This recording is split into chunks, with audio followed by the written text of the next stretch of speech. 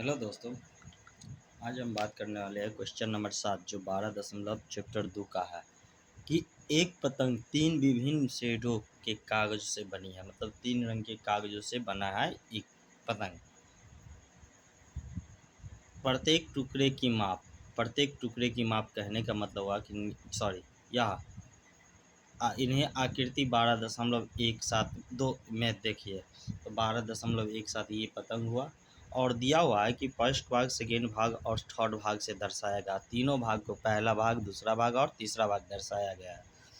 और बोल रहा है कि पतंग के ऊपरी भाग कहने का मतलब यहाँ हुआ ये जो पूरी पतंग जो बनी है, तो पतंग की ये निचली भाग हो गया और ये पूरा भाग हो गया ऊपरी भाग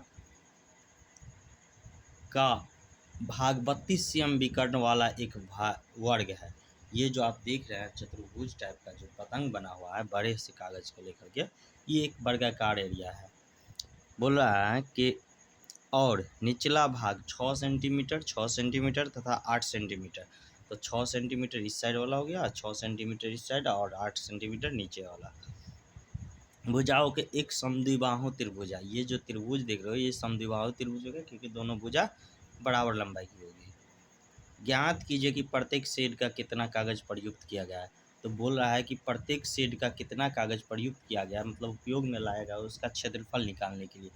इसमें तो एक जैसे पीछे क्वेश्चन में हम छाता में क्या किए थे, तो प्रत्येक भाग का निकाल करके जोड़े भी थे और जोड़ने के लिए बोला था। तो नहीं, वो कहने का मतलब है कि पीछे तो दिया हुआ था, तो पीछे पूरा त्रिभुज या चतुर्भुज रहता है, पूरे भाग का क्षेत्रफल निकाल देते। लेकिन इसमें ऐसा नहीं है, इसमें अलग अलग निकालने के लिए बोल रहे थे। अलग अलग इसमें दो तरह से हम निकाल सकते हैं, या तो पहला भाग और दूसरा भाग का क्षेत्रफल बराबर होगा तो वर्ग का क्षेत्रफल निकाल करके 2 से भाग कर दीजिए, या नहीं तो त्रिभुज बना करके हमसे करेंगे। तो हम चलिए क्वेश्चन लेकर के चलते हैं अपने कॉपी पे। बोल रहे हैं विकर्ण, तो विकर्ण हम क्या करते हैं, इस कोना से इस कोना तक को विकर्ण कहते हैं और ऊपर से नीचे तक के लाइन को विकर्ण कहते हैं, अगर वर्ग में कहा जाए तो मान के चलते ये वर्ग दिया हुआ है, तो यहाँ से यहाँ 32 है, तो इसका आधा क्या होगा 16 और ऊपर में भी पूरा 32 है, तो आधा आधा क्या होगा 16। तो हम फर्स्ट भाग का क्षेत्रफल निकालते हैं। फर्स्ट भाग का क्षेत्रफल और सेकेंड भाग का क्षेत्रफल बराबर है, बराबर सेकेंड भाग का क्षेत्रफल बराबर सेकेंड भाग का क्षेत्रफल। चूंकि फर्स्ट भाग का क्षेत्रफल, ध्यान देना फर्स्ट भाग का हम अभी त्रिभुज इसमें लेके चल रहे हैं, ठीक। तो फर्स्ट भाग तो यही पूरा हुआ, तो इसमें हम लेके चल रहे हैं। तो आधा क्या होता है त्रिभुज का क्षेत्रफल, या तो आधार गुने 1/2 गुने आधार गुने ऊंचाई, तो लिखेंगे 1/2 गुने बेस मतलब होता है आधार इंटू हाइट मतलब होता है ऊंचाई। तो 1/2 गुने आधार कितना है 16, पूरा 32 है, विकर्ण की लंबाई तो 32, और ये ऊपर हाइट कितना है 32 का आधा हो जाएगा। यहाँ देखो ना कि त्रिभुज ये पूरा चतुर्भुज विकर्ण है, विकर्ण आधा काटे हैं तो 32 का विकर्ण है तो 16 का बनेगा आधा, वही हाइट बन रहा है तो 16 होगा, और क्षेत्रफल है तो cm स्क्वायर 2 से काटेंगे 16 बार में, तो क्या हो जाएगा 256 सेंटीमीटर स्क्वायर। ये कौन से भाग का हो गया, पहले भाग का। अगर पहला भाग का 256 है तो दूसरा भाग भी बराबर है, पहला भाग दूसरा भाग, तो दूसरा भाग का क्या होगा, तो लिखेंगे दूसरा भाग का क्षेत्रफल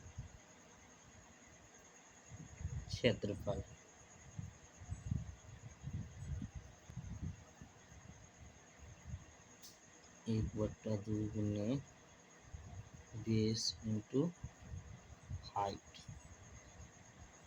1/2 गुने 32 गुने 16 सेंटीमीटर स्क्वायर, तो 2 से काटेंगे 16 बार में, तो 16 गुने 16 256 सेंटीमीटर स्क्वायर। यहाँ इसको हम नहीं भी निकालते तभी होता, तो यहाँ डायरेक्ट लिख देते पहले भाग का क्षेत्र दूसरे भाग का क्षेत्रफल बराबर पहले भाग का क्षेत्रफल बराबर 256 सेंटीमीटर स्क्वायर।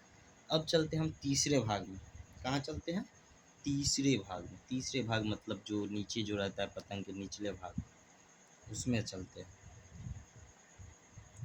एक मिनट। हाँ, चलिए तीसरे भाग का क्षेत्रफल कैसे निकालेंगे? तो सबसे पहले चलिए तीसरे भाग का क्षेत्रफल लिखेंगे। निकालने से पहले इसमें ये बताओ, हमको हाइट पता नहीं है, या तो हाइट निकालो, इसको समद्विभाजित करके 4, 6 और हाइट निकालो, या नहीं तो आप लोगों को पीछे पढ़ा है कि हीरोन सूत्र, तो हम हीरोन सूत्र से निकालेंगे तीसरे भाग का क्षेत्रफल। चूँकि एस बराबर क्या होता है, तीनों भुजाओं का योग, तो 8 + 6 + 6/2, तो 14 6 20/2, यानी कि 10 सेंटीमीटर हो जाएगा। ये क्या हो गया, एस।